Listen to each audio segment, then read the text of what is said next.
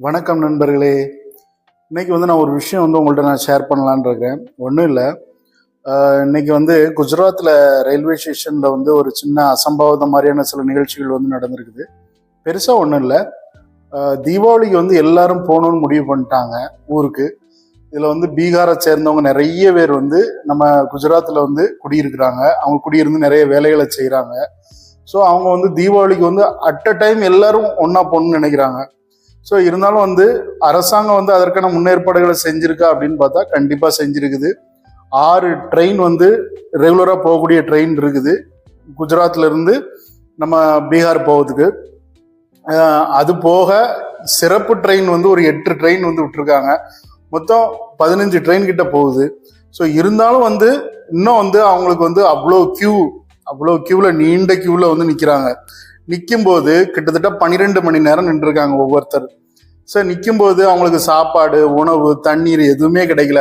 ஆனால் ஒரு சில தொண்டு நிறுவனங்கள் உங்களுக்கு தெரியும், குஜராத்தில் என்ன பண்ணியிருக்காங்க, பிஸ்கட்டு, தண்ணி, பழம் இந்த மாதிரி எல்லாம் கொடுத்துருக்குறாங்க. இருந்தாலுமே நான் என்ன சொல்றேன், ஏன் அட் அ டைம்ல எல்லாரும் ஏன் பீகார்ல தான் போய் கொண்டாடணுமா? நீங்க ஒரு இடத்துல வாழ்றீங்க, அங்க இருந்த இடத்துலயே ஏதோ சிம்பிளா கொண்டாடலாம். இல்லைன்னா ஒரு அட்வான்ஸா நீங்க முடிவெடுத்து அதை போகலாம்.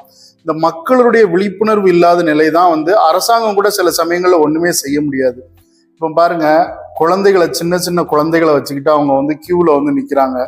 கியூல நின்றுக்கிட்டு நாங்க போகணும், ஊருக்கு போகணும்னு சொல்லி அழுதுகிட்டு நிக்கிறாங்க. கியூ பாத்தீங்கன்னா கிட்டத்தட்ட 2 கிலோமீட்டர் 3 கிலோமீட்டர் தள்ளி வர போயிடுச்சு. குஜராத்ல சொல்றேன், குஜராத்ல நடந்த சம்பவம் இது.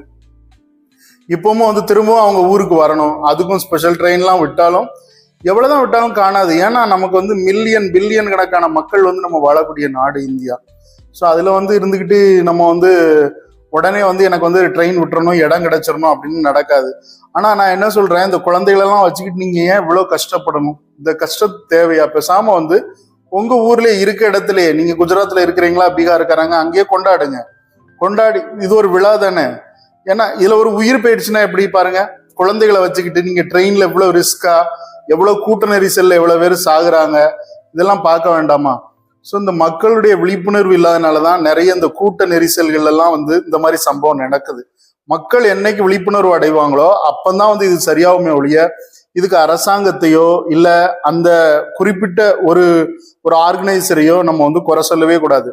இது திருப்பூர்ல விஜய் அவர்களுக்கு கரூர்ல நடந்த விஷயமா இருக்கட்டும், இப்ப இங்க இந்த மாதிரி கூட்ட நெரிசல்கள் அதிகமா இருக்குது. அதே மாதிரி கோயில்கள்ல இந்த மாதிரியான விஷயங்கள்லாம் தவிர்க்கணும். மக்களுடைய விழிப்புணர்வு இல்லாததான் இந்த சூழ்நிலைக்கு காரணம்னு நான் நினைக்கிறேன். நீங்க என்ன நினைக்கிறத கமெண்ட்ல சொல்லுங்க.